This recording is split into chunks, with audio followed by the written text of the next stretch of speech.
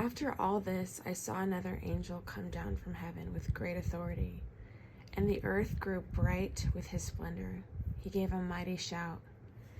Babylon is fallen, that great city is fallen. She has become a home for demons. She is a hideout for every foul spirit, a hideout for every foul vulture and every foul and dreadful animal. For all the nations have fallen because of the wine of her passionate immorality. The kings of the world have committed adultery with her.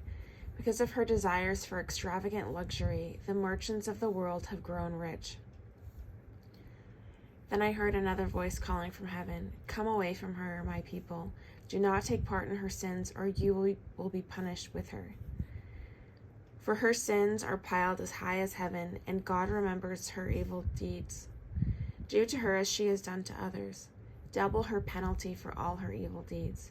She brewed a cup of terror for others, so brew twice as much for her. She glorified herself and lived in luxury, so match it now with torment and sorrow. She boasted in her heart, 'I am queen on my throne. I am no helpless widow, and I have no reason to mourn.' Therefore these plagues will overtake her in a single day. Death and mourning and famine. She will be completely consumed by fire, for the Lord God who judges her is mighty. And the kings of the world who committed adultery with her and enjoyed her great luxury will mourn for her as they see the smoke rising from her charred remains. They will stand at a distance, terrified by her great torment. They will cry out, 'How terrible! How terrible for you, O Babylon, you great city!' In a single moment, God's judgment came on you.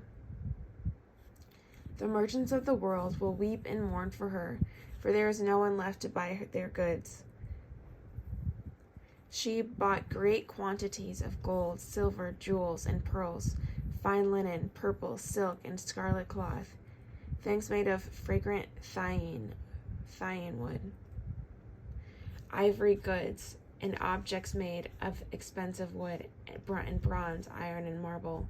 She also bought cinnamon, spice, incense, myrrh, frankincense, wine, olive oil, fine flour, wheat, cattle, sheep, horses, wagons, and bodies, that is, human slaves.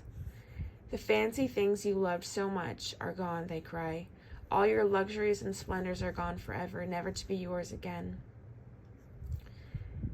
The merchants who became wealthy by selling her these things will stand at a distance, terrified by her great torment. They will weep and cry out, 'How terrible for that great city!'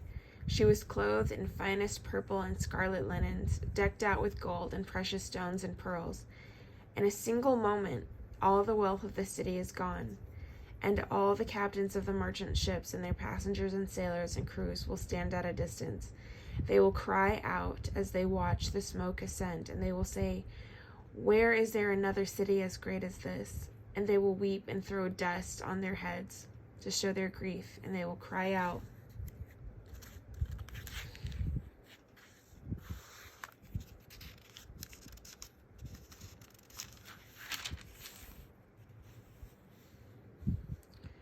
'How terrible for that great city!' The ship owners became wealthy by transporting her great wealth on the seas. In a single moment it is all gone. Rejoice over her fate, O heaven and people of God, and apostles and prophets. For at last God has judged her for your sakes."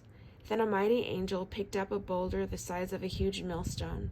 He threw it into the ocean and shouted, "Just like this, the great city Babylon will be thrown down with violence and will never be found again. The sound of harps, singers, flutes, and trumpets will never be heard in you again. No craftsmen and no trades will ever be found in you again. The sound of the mill will never be heard in you again. The light of a lamp will never shine in you again.